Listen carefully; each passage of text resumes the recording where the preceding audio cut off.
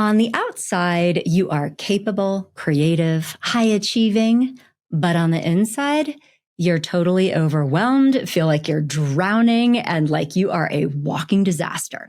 For many people, particularly women, this is the internal experience of having ADHD. And if you're relating to any of this, today's episode is just for you.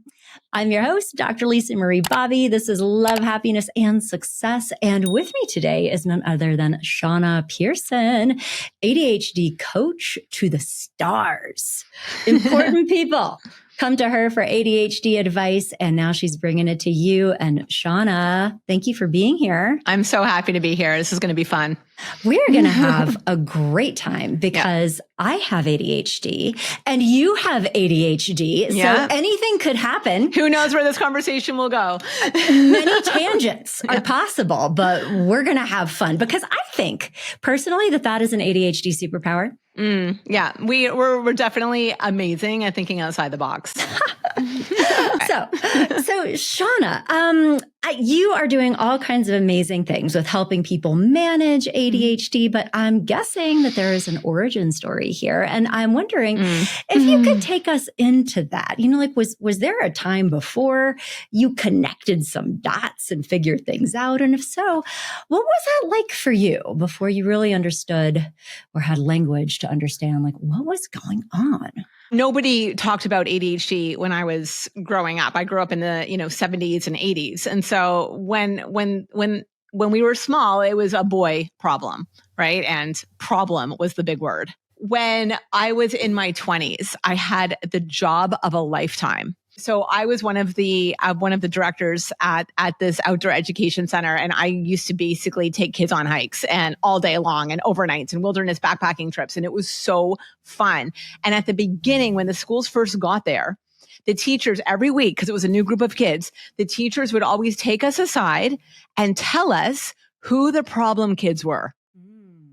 They're like, watch out for this kid, watch out for that. He's going to cause you problems. She might do this or that. Anyway, every single time this happened, number one, it was usually always boys. And number two, and this was kind of shocking for me, I don't know why, they would give us a brown paper bag with the kids' medication, the problem kids' medication. And something was going, like I was in this job for quite a few years. I would always end up with these kids.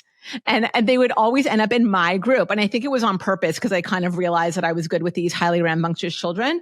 But what I thought was that I don't understand what anyone thinks about these kids being problems. Like, this doesn't make any sense. These kids are so alive and so full of life and questions and just nonstopness and enthusiasm. And in the outdoor, arena that I was in, it was like the quote unquote good kids were terrible. They didn't want to participate. They didn't want to get dirty. And they just wanted to like sit on the side, a lot of them. And my kids, which were the quote unquote difficult kids, were just off the charts outstanding. And these were the kids that other people labeled as problem kids. And I loved them. And my energy and their energy just matched perfectly. And this was before I knew anything about, ADHD. And so that was kind of, it was always something that I knew. I understood how these kids worked. I understood what they needed. I got them. And then many years later, as my life was very quickly falling apart, I ended up being, sent to a psychiatrist to be diagnosed. And I think this is going to be very familiar to possibly to you and to a lot of women, but I was initially misdiagnosed with depression, which I would love to talk about more in depth later. But when I was finally correctly diagnosed with ADHD and understood what that meant, it felt like the world just opened up. And everything in my life, like all of the challenges and all of the frustration and all of the not getting it and not being understood and just not matching with what was, with the world, I guess, just always being a mismatch. Everything made sense. Wow. And That's I so was amazing. just grateful for, I don't know what the diagnosis just gave me a lot of gratitude of, oh my gosh, that's what's been going on. Now it all makes sense. It also includes like why I understood all of those kids that were like, just like those nonstop, always open to everything new and interesting and exciting. Like it all made sense. I think when you are somebody with ADHD who is trying to conform to a world who really wants you to be different and is kind of mad at you for not being the way that, other people tend to be and function, that really takes a toll. Oh my gosh. So I could see how that would be affirming to learn. In such a big way. I feel like a lot of us who grew up, having ADHD and not knowing it, it really takes a toll on us because most of us grew up underneath the words, and I talk about this in my book, of like, why can't you just? Why can't you just? From your teachers, from your parents, from your friends, from your partners, name it, our employers, and it's awful because we don't know why we can't just. Right. It's like, if only somebody could please tell me that would be great. Let's unpack this a little bit for our friends here listening to this, because Shanna, you and I have thought about this a lot. We have both done work, but let's assume that we have a friend here listening with us today who's like maybe just at the beginning of this journey, or who hasn't thought about their experience in these terms before. Like, I'm wondering if it would be okay with you if we could share a little bit around like what that does to you. I'm happy to talk about what life was like for me in my 20s before this all came together. What was it like for you? I heard you say that at some point you arrived on the doorstep of a psychiatrist. Like, what the heck is going on? Like, did somebody do something? But what led to that? There's so much that goes on for a person who doesn't know what's quote unquote wrong with them. Yeah. And it's not just about, when you had a bad week in your 20s and someone broke up with you out of the blue, and it's not like that. It's your whole life. Mm-hmm. It's your entire life since the day you were born, being misunderstood, not being able to fit in, feeling like you are legitimately living on a different frequency as everyone around you. Like, they're here, you're there, or vice versa. And it's never a match. It's never a fit. Working your butt off to get B's in school, which a lot of us, some people do get A's, a lot of us do. But I would say the majority are just not able to learn specifically in the same way that they teach you to study, when you're younger. And it takes such a huge toll on your self-esteem. Yeah. And it's impossible to shake it, because when your formative years are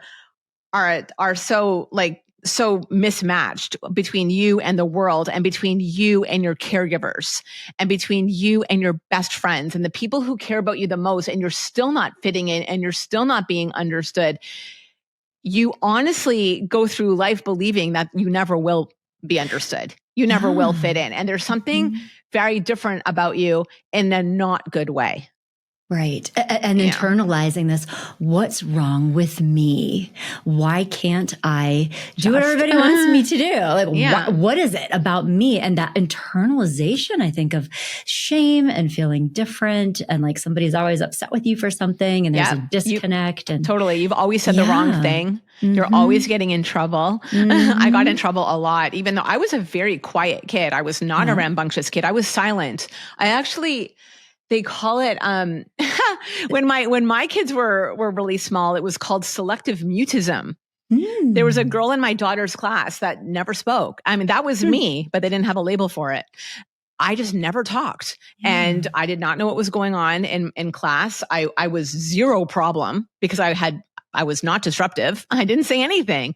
And it's just, it shows up differently for different people. But the fact is you are somewhere else. Yeah. You are on, a different frequency. You are in a different place, usually somewhere much more engaging and exciting than what's happening right in front of you. Much more interesting. Right? Well, so let me ask you. So with ADHD, there are two types primarily. There's a mixed type, but one is that hyperactive, like crazy kid, like, doing things. Can't sit still. The boy, right? But sometimes girls. But then there's also this like inattentive type, that kind of dreamy, spacey, like there, but not there. Is that more how you identify? That's how I identified as Definitely. a kid. I actually have combined. I have combined because I'm very physical. Like I need to be in my body a lot. But when I was younger, I was less so, which is interesting because a lot of us are opposite. We're more internal as women. And then as we're smaller, we're more physical. And then as we grow older, we're just a lot more internal. But for me, I was very hyperactive in my mind. And I think that's the difference because it's not just like a quiet, slow daydreaming.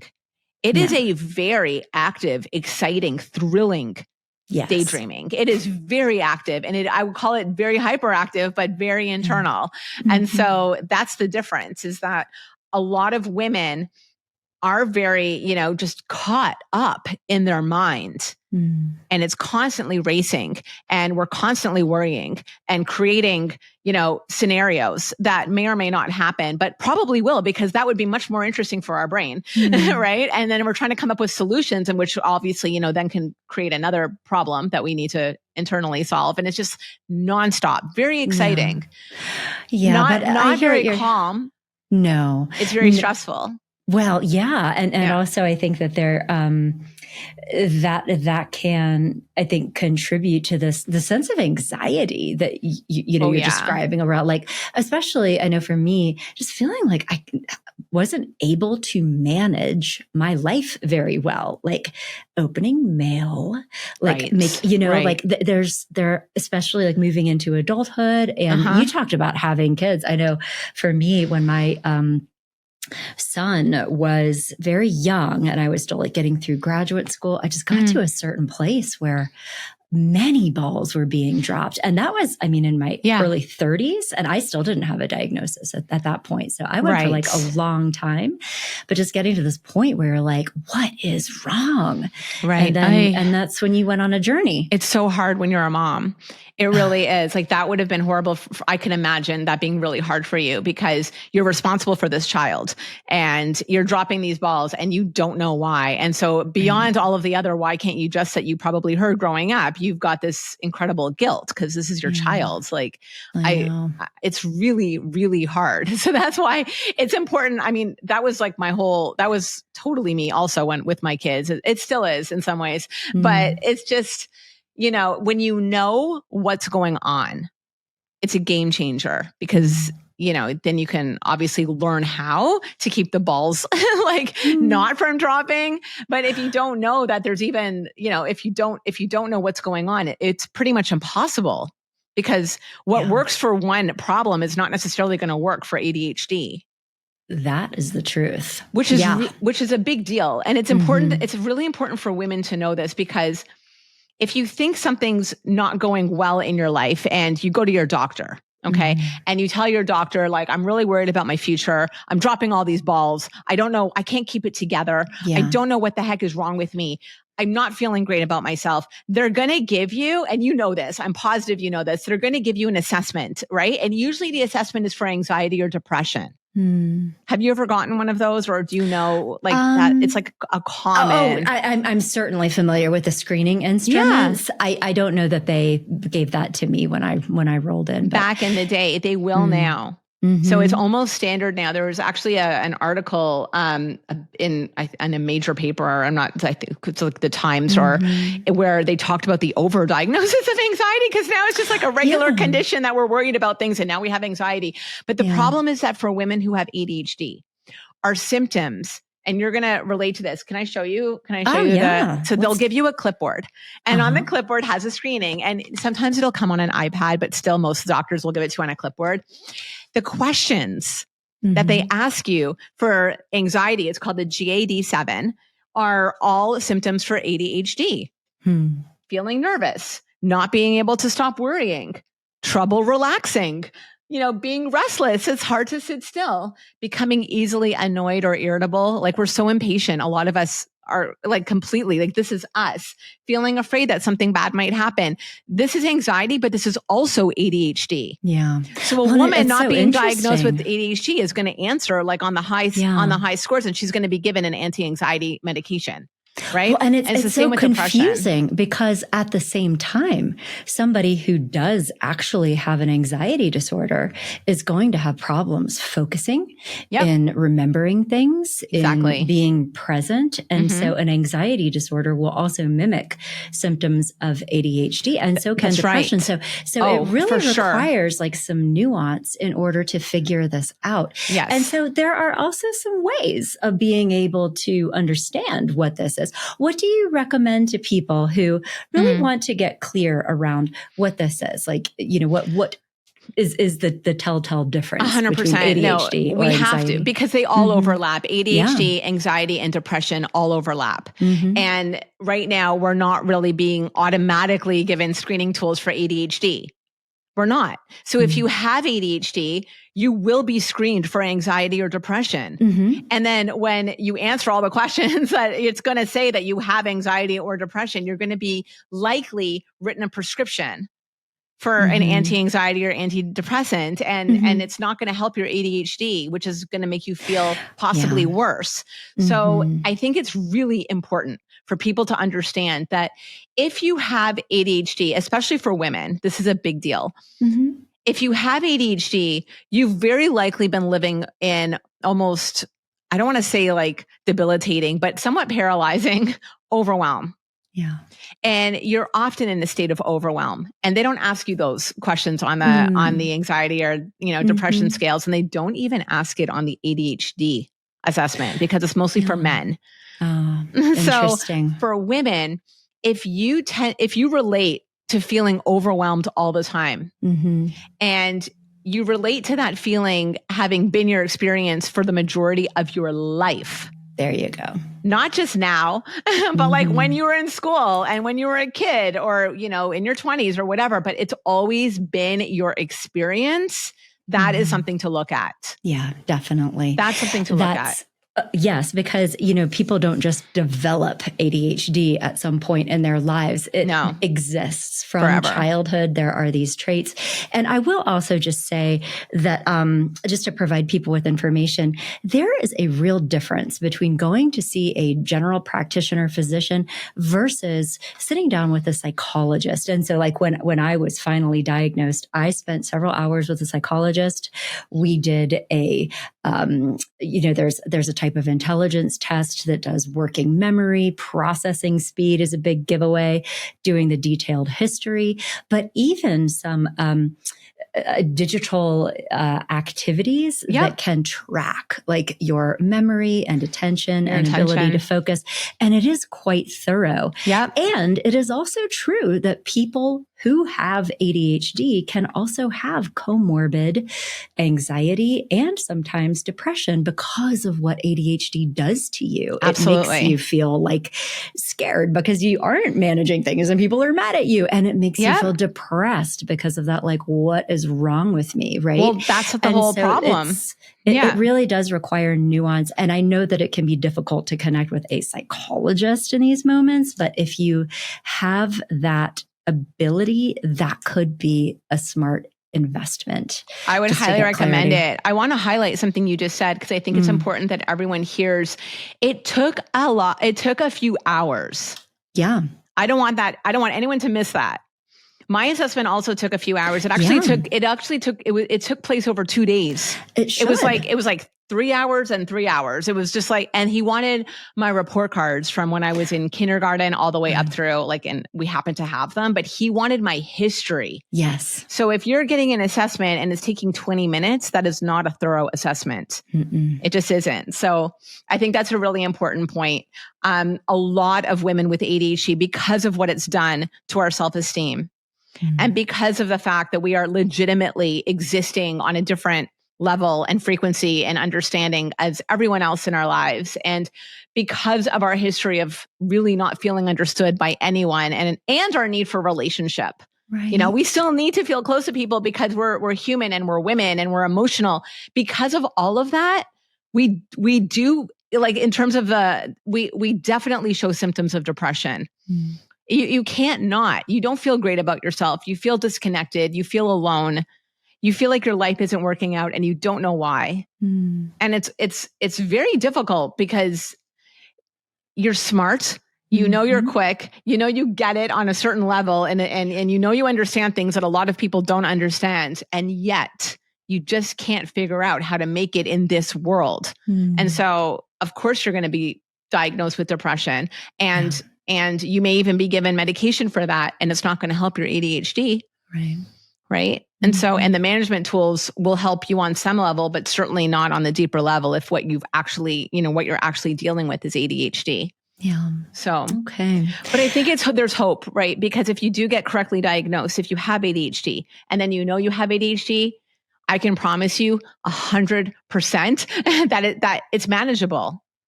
It is manageable. This is not like an incurable anything. Like you will always have ADHD, but you'll be able to manage the symptoms.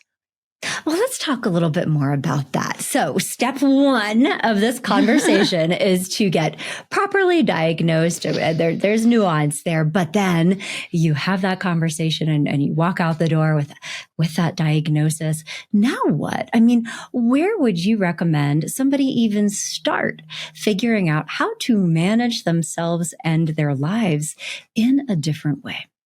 I think one of the easiest places to start is there's so many places to start. But the easiest is to start doing less at a time. And I feel like that is something which would require, it's like why we do coaching. We don't just, tell people do this, do this, do this, do this, and check it all off. It's like, well, you're like, I can't do less. You have no idea what's going on in my life. I have 50,000 things I need to do today by 4 p.m. Right? So it's like, what are you trying to say? But the truth is by keeping yourself flooded in overwhelm, it is such a sabotaging effect, and you will never get out. It literally is like quicksand. Yeah.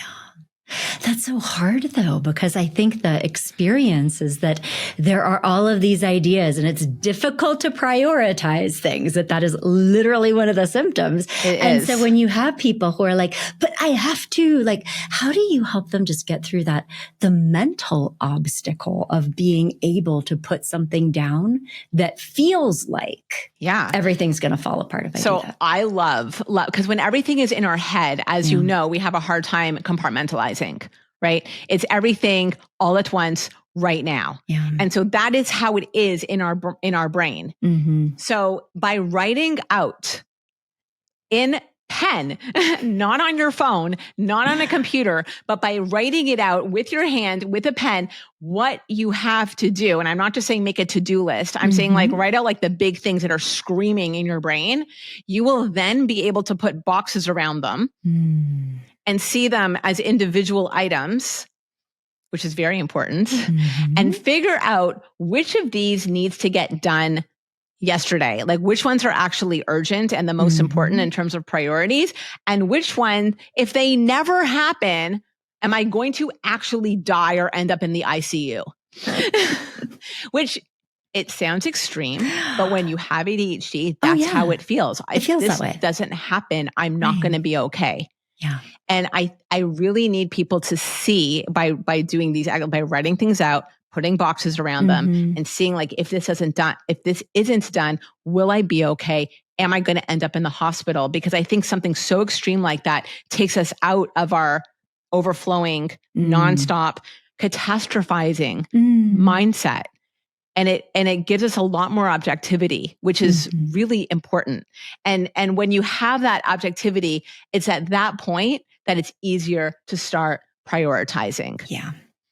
This is such good advice. And I think what people don't realize, people with ADHD do not realize this about normal people. Normal people do not realize this about people with ADHD, is that people, I think that people who are not neurotypical people are able to sift through things in their minds and prioritize things in their minds. Yes. And people with ADHD really struggle to do that. And so that's why this technique, externalizing, putting it down, putting a box around it, and then making yourself sit there and actually think about what's most important is incredibly helpful and really vital, because It's until vital. you do that, you're swimming in it. Yeah. And it's literally taking over your life. Yeah. And you can't sift through it because all of the 50,000 things are taking over your life all at the same time. And it's painful.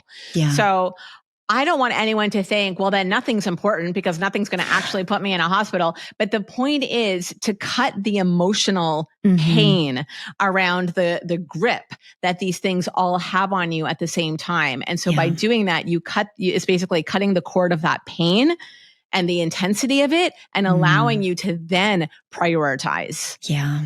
And seeing each item for what it is. Like, I do need to do that, but I can do it tomorrow, or I do need to do that, and it does need to get done today. Okay, what else do I need to do? And it just takes that.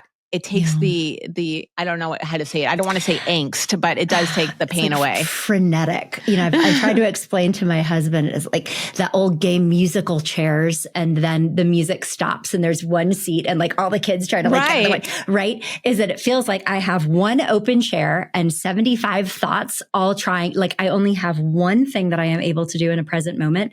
And then all the stuff that feels like is crowding into that same spot, and you can't do it all. And it's crazy. And when that happens, you end up doing nothing. Oh, yeah. Okay, that paralysis. You end up doing nothing. You're just like sitting there, like gripping your chair, staring at, I don't know what, Netflix, just like doing nothing because you can't figure out what to do. It's overwhelming. Yeah, that's the overwhelm that we live with. And that's the overwhelm that you and 90-something% of all women with ADHD have lived with their whole life. Yeah. Now, just out of curiosity, do you feel like it is a different experience for men? I do. I do, but I don't think it's like better or worse because we have 51. It's so bizarre that it's 51. 51% of the clients in my coaching company are men. It's almost half and half, but not quite.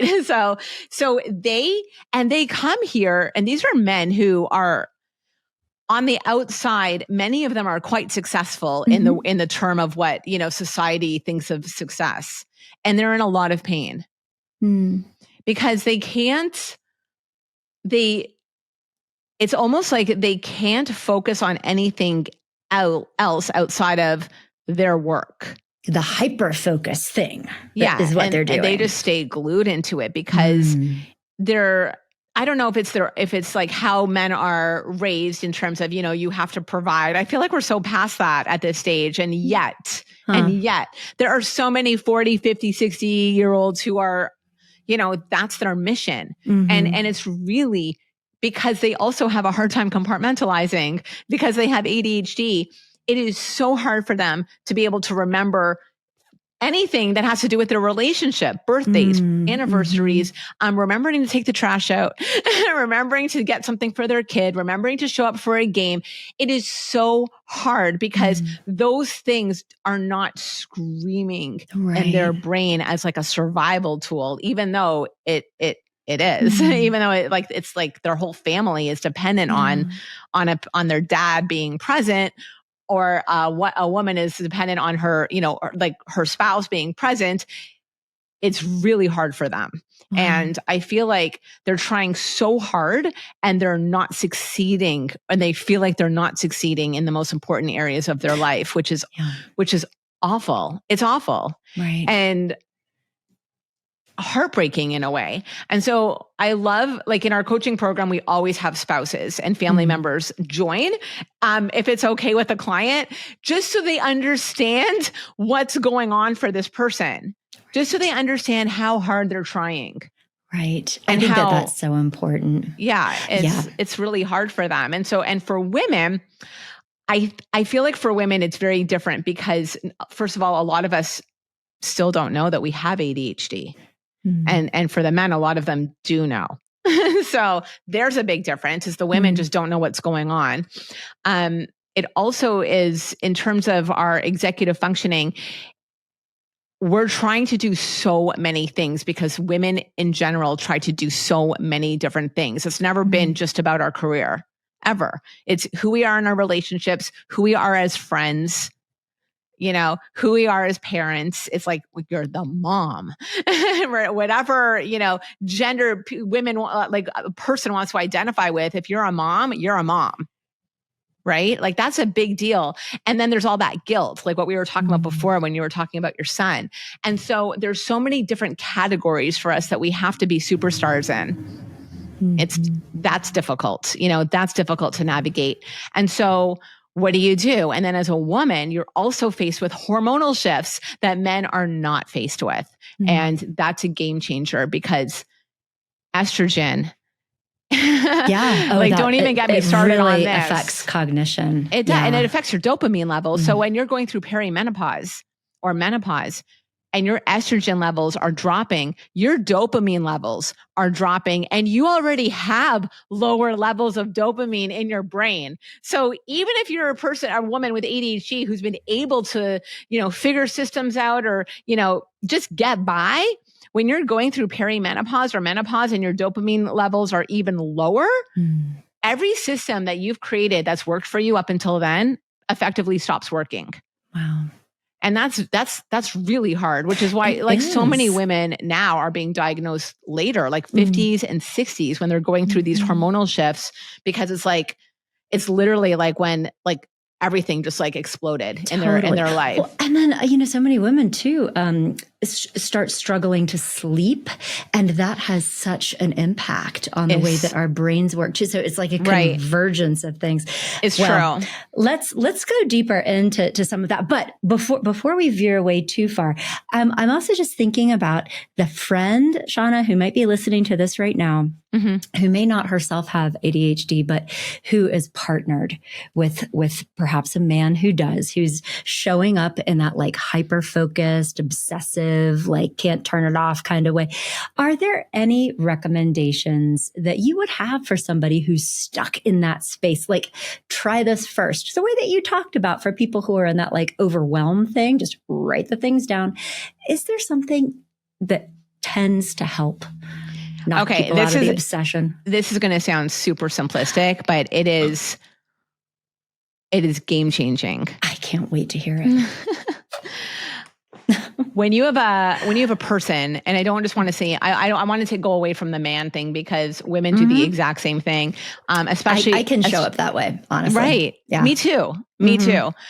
And it's like you're sitting across the table from somebody and their eyes are just everywhere else except for on you. And they're just not there and they're not present. And we're like that with our kids too, right? Where we're looking at our phone and you think you're looking at your phone for 5 seconds and it's really not 5 seconds, right? And it's awful. I'm a big believer in eye contact. And I'm a big believer in everything physical. Honestly, I think when we do things with our physical body, our mind follows. And so if you're in a relationship with a man who's just not present and focusing on a billion things except for you, and he loves you, and so he wants things to work out, and he doesn't know how, a great place to start is just eye contact. And have him just have that be a thing, an exercise. It's, 5 seconds of eye contact. That is so great. I'm taking your phone away. Look in my eyes. Make it a thing. I have to do that with my husband sometimes. He tries to talk to me and I'm bouncing around and I am not processing anything he's saying. And I have to stop and look at him and okay, I'm listening. And it is a physical listening because without that, I'm not there. You're not there. So, you're thinking about something else and your voice is very loud and it's very entertaining and it's really smart and it's very engaging. And what about with your kids? Right? Because what you're thinking about and they're trying to talk to you and you want to be paying attention. You want to be, but you've got a lot of things you're thinking about. Eye contact, force yourself. Just tell yourself, just look at their eyes without being creepy about it. I'm like look in their aware eyes that for I'm too looking long. right in your eyes right now, Shanna. Just like, okay, all right, that's enough. Blink Back once away. in a while. Just blink. Okay. But just like oh my really gosh, focus that's on the hilarious. person's eyes. Try to remember if you're in a meeting, if you're trying to talk to somebody that is talking about something super boring, just try to like catch the color of their eyes. Nice. You know, make it a game. Like try to figure something else out about them, even if it's like not, and also like try to figure out like what they're talking about as if you're going to be tested on it. Oh, pop quiz. Yes. That's really important. Like just like listen to remember. And that makes it a little bit more engaging, even if what they're talking about is the most boring thing on the planet and you're not interested in it. Listen to remember. That's good advice. That really is. I have to do that with my kid. We have 2 kids. One of them has How old ADHD. are they? I have a 17-year-old. Our love child is 17. And we also have a 7-year-old. Oh, wow. It's crazy. Like 10 years apart. I know it's wild. But the love child has blazing ADHD because it runs in families. Like my mom had it. And I actually need to do that with him. I will be saying something and he like, and I'm like, what did you just hear me say? Like not in a mean way, but just like, what did you take in? And he's like, wait, what?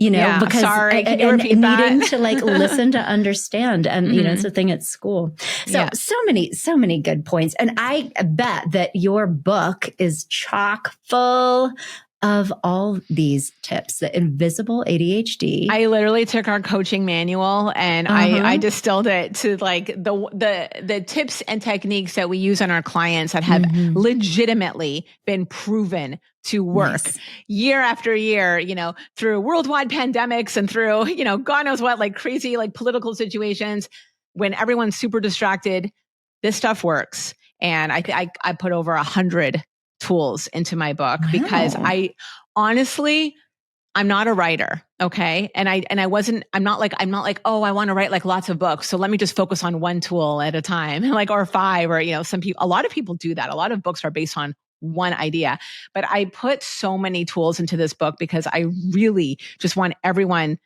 as many people as possible, to have access to this information because so many people don't. And a lot of people cannot, for a million different reasons, participate in our coaching program. And so here, take these tools. Please use them. Do not just read about them. Implement at least one. Just do one. Pick your favorite and your life will absolutely become easier and better. So I can't wait to read this book. I might make my kid read this book. There you go. Yes. Yeah. Yes. Okay. Yeah.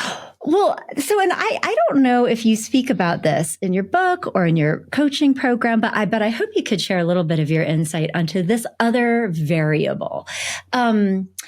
Do you believe, or have you experienced with your coaching clients, like you work with people who are operating at high levels? And is there a part of you that suspects that their thinking differences are part of what has allowed them to be as successful as they are? Like, are there superpowers that come along with that, or abilities that they have access to that maybe not everybody does? Okay. So here we go. Okay. This is my honest truth. Number one, I don't love the term superpower being attributed to anyone who's neurodivergent. And the reason is this. Having ADHD is very difficult. It just is. Yeah. As much as we want to like minimize it and lighten it up and just, you know, everyone thinks that they have ADHD because they're feeling really stressed out and super chaotic. No, that's not ADHD. When you have ADHD and you're overwhelmed literally all the time and you're constantly not able to like cycle through like the very basics of what you need to be doing, it's difficult, it's painful, and honestly, it sucks.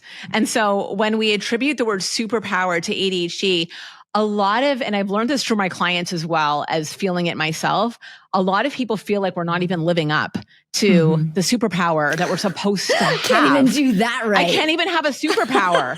Like my life is falling apart and I'm supposed to have the superpower. Right. You know what? That's a good point. Yeah. And that it is minimizing and maybe invalidating the struggle and make, just another reason for people to feel like they are they're broken. Doing it right. They're not doing it right. I don't have a superpower. I really don't have a superpower.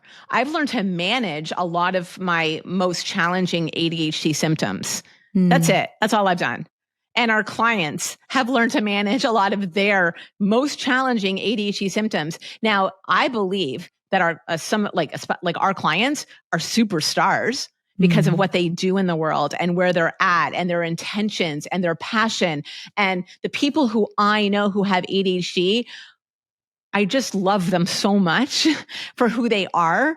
But it's not the ADHD that makes them, that gives them a superpower. It's them. It's their soul. It's what they have. It's their potential, whether they've realized it or not. It's what they have inside of them that makes them flipping awesome. Yeah. Well, the super successful people that you were talking about before who are neurodivergent, I do think that when you have a brain that doesn't compartmentalize very well, and everything is kind of like everywhere all at once, it does allow you to be extremely creative because there are no walls. There's no walls. We need the walls, but we don't have the walls, which allows us to be able to think in every possible direction. Right. And I think that does allow us to create things that are extraordinary when we're able to implement the steps we need to take to actually create them. Right. That's the hard part. That's it. Right. We have lots of great ideas. Yeah. It's the execution that, But I think that a lot of people who are neurodivergent are, who became very famous, because like that, it's great that they've created what they're able to create. But there's also a lot of people who are not neurodivergent who've created phenomenal things as well. And so I think it's a person thing versus a neurodivergence thing. That's awesome. And I can just tell from the way that you're talking, Shanna, like you have so much respect and empathy for your clients and that you really love them and care about them so much. And I can acknowledge that somebody who is able to achieve great things in the world, was fighting an uphill battle in some ways to get there. And not that they, yes, have great ideas and can perhaps make associations between things, but that it's still difficult to manage. It's difficult. It's not easy. Yeah, it's not. And I feel like the popularity of ADHD as I think it's amazing because it's really gotten rid of a lot of the stigma, which is wonderful, but it's also minimized the challenge of living with ADHD, like having lived with ADHD your whole life. And so I think it's important for people who have ADHD to know that this is not easy. Yeah. It's not. So don't worry. If you're having a hard time, that's completely normal. You should be having a hard time. And now let's figure out how to manage it so that you're not having a hard time anymore. Yeah. That's the experience. Just out of curiosity though, how do you manage some of that? Like not that I look at social media that much because I can't really handle it, but I think that there is this thing in the zeitgeist where there's a lot of self-diagnosis happening that often does come from people putting information out on social media. And I think that so people start throwing around ADHD or anxious attachment style, like all kinds of things that are, they mean something when they are real deal in a clinical sense. Yeah. And you talk about being concerned that it minimizes the lived experience of people who are really struggling with these things day to day. How do you manage that when you encounter it online? First of all, you're going to find this maybe hard to believe, but I'm not on social media. I kind of really... Well, see, I wouldn't even know that because I'm unique. Not either. Right. So I don't encounter anything online. Okay. And And I love that. So that is a very thick wall that I've built for myself. Yeah. And it might change now that I have this book coming out. And I'm like, oh no. So am I going to have to take down the wall? And because that could be very distracting. But I know that in our Culture. company, there are so many people who come in thinking that they have all of these things that they heard about on TikTok or usually it's TikTok actually, which is fine. I always want to know, how long has this been happening for you? How is it affecting you? Right. How is it affecting you? You want to talk about, anxious attachment style? Let's talk about who you're attached to. And I want to get right into it. I want to get right into the specifics and help them with that. I don't care about the label that they want to give it based on today's label. Because every labels change all the time. When I was growing up, Asperger's was a thing. Yes. Now it's high functioning autism. So who cares what the label is? Because by the time you and I, like in 20 years from now, all the labels are going to be different. Yeah. So just tell me what the problem is that you're struggling with and let's fix that. Nice. What does it mean to you? How is it showing up in your life? And whatever you want to call it. Yeah. Call it whatever you want to call it because it's always going to change. Yeah. Yeah. Well, you have so many solutions and opportunities for people to make improvements in their lives when ADHD is the real thing. Tell us a little bit more about your work. So I know that you have the book, but really the book, it sounds like, is a manual that comes from this coaching program. Yeah. So tell us about, is this something that you developed or over the years? Oh my gosh. The coaching company is kind of an accident. I didn't mean to, I've never taken a business course in my life. I don't know how to run a company, but that's what I'm doing. And it really just happened. I think I think this happens for a lot of people where you just, you do what you know. Right. And so I figured out that I had ADHD. Thank goodness. And then it took me a little while, but I figured out the tools that worked just for me. Like I knew this would work, like especially like being in my body and writing a lot of things down and really focusing on one thing at a time and breaking things down into teeny tiny little steps, like all of these like little things.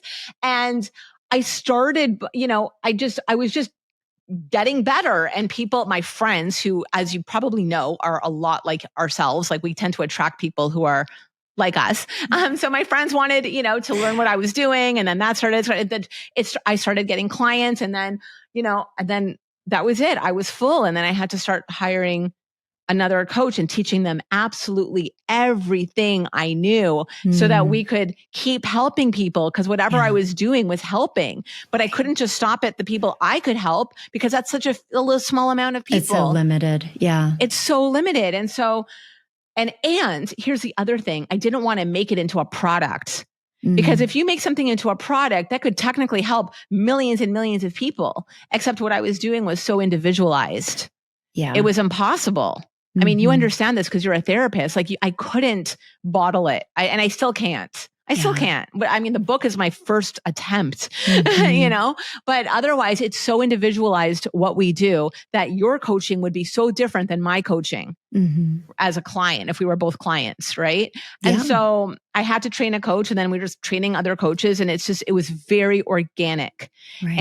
And then doctors started referring patients to us all the time. And then their patients went back to them and it's working. So they referred more patients to us. And then this is so funny. It was funny to me.